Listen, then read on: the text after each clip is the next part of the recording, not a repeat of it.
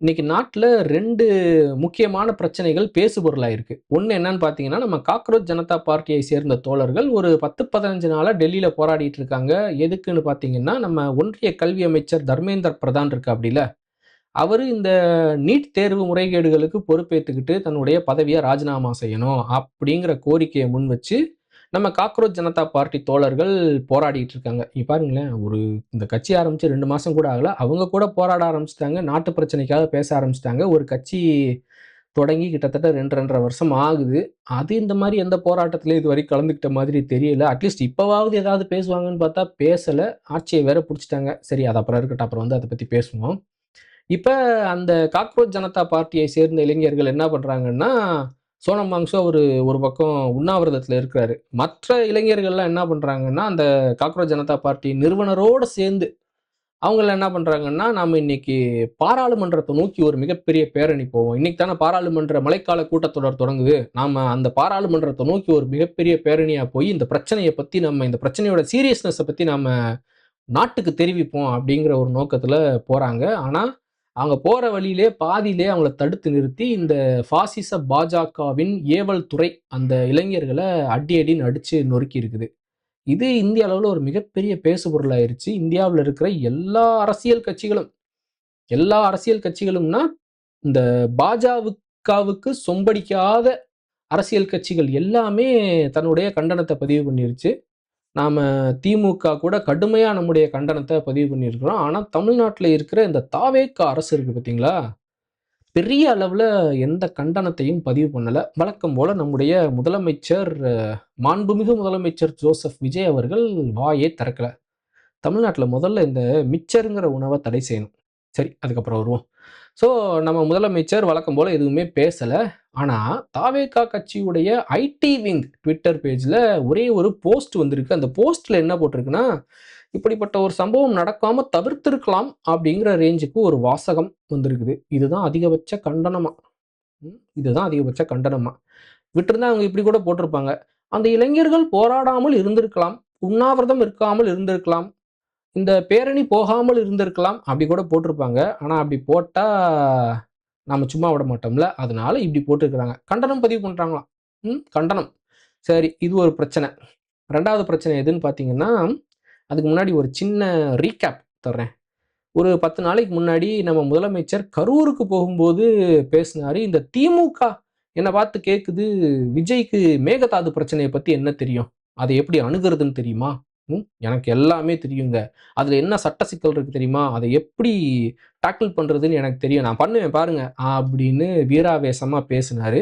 இன்னைக்கு நம்ம திமுக எம்பிக்கள் என்ன பண்ணியிருக்காங்கன்னா, டெல்லியில இருக்கிற பாராளுமன்றத்துல போய் இந்த பிரச்சனைய பத்தி பேசியிருக்காங்க. மேகதாது பிரச்சனைய பத்தி பேசி, ஒரு மிகப்பெரிய அளவுல கவனத்தை ஈர்த்திருக்கிறாங்க. சும்மா அப்படியே பச்சை துண்டெல்லாம் போட்டுட்டு போயி, இந்த பிரச்சனைய பத்தி சும்மா மாஸா பேசிட்டு வந்திருக்கிறாங்க. ஆனா, இப்ப தமிழ்நாட்டு முதலமைச்சரா இருக்கிற நம்ம மாண்புமிகு முதலமைச்சர் ஜோசப் விஜய் அவர்கள் வழக்கம் போல இதுக்கும் வாய் திறக்கவே இல்ல. அட்லீஸ்ட் இதுக்கு முன்னாடி அந்த சிஜேபி பார்ட்டி மேல நடத்தின இந்த தடியடி தாக்குதல், அதுக்காவது ஒரு சின்ன போஸ்ட் வந்துச்சு. இந்த மேகதாது பிரச்சனைக்கு கப் சிப்புன்னு இருக்கிறாங்க டிவிகே கட்சி சார்புல இருந்து நம்ம முதலமைச்சர் உட்பட. மற்ற அவருடைய அமைச்சர்கள் இருப்பாங்கல்ல, அவங்க கூட எதுவும் பேசல. ஏன் நம்ம ஐயா புஸ்ஸி, அவரு தானே நீர்ப்பாசனத்துறை அமைச்சரா இருக்காரு. அவரு கூட இத பத்தி எதுவுமே பேசலன்னா பாருங்களேன். ஸோ, நம்ம திமுக எம்பிக்கள் தான் போய் பேசிட்டு வந்திருக்கிறாங்க. ஏன்னா, அவங்க தான் பேசணும். ஏன்னா, இன்னைக்கு தமிழ்நாட்டுல வந்து பார்த்தீங்கன்னா, இதுக்கு முன்னாடி இருந்த திமுக உருவாக்கிய திட்டங்கள் தான் இப்ப வரைக்கும் நடைமுறையில இருக்குது. புதுசா எதுவும் வரல. அப்படிங்கிற பட்சத்துல, திமுக தானே இன்னும் ஆட்சியில இருக்குது. நம்ம ஸ்டாலின் ஐயா தானே இன்னும் ஆட்சியில இருக்காரு. அப்ப டெல்லியில போய் நாம தான் பேசணும். ஏன்னா, நாம பாயாசம் நம்மள ஹேண்டில் பண்ணி அனுப்பிச்சுட்டாங்க. பாசிசத்த அவங்க ஹேண்டில் பண்ண போறது கிடையாது. நாம தான் பாசிசத்த ஹேண்டில் பண்ணுவோம்.